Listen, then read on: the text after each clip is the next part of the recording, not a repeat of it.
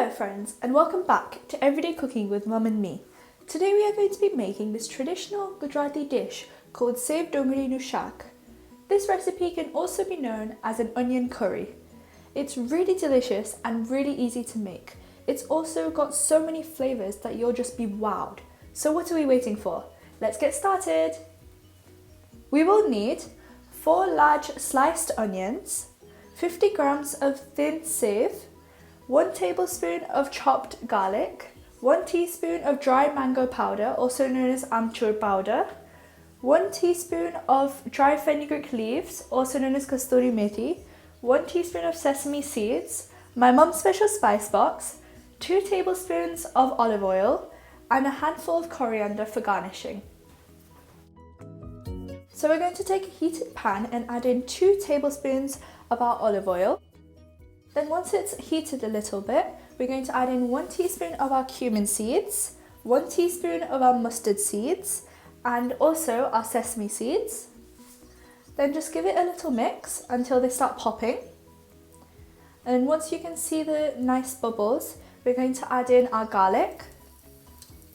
Then again, just give it a little mix until the garlic turns like a nice golden brown colour.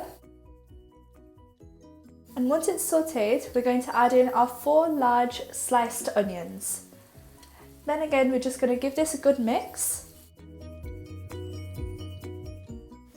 So the onions cooked for around 5 minutes, and as you can see, it's got this nice golden brown translucent colour. We're just going to keep giving it little mixes in between and cook it for a little while longer. This will unleash more of the flavours and make sure that the onion is nicely cooked. So now that the onions have gone translucent and have also got a nice deep golden brown colour, we're going to start adding all of our spices. We're going to add 1 teaspoon of salt, 3 teaspoons of coriander powder,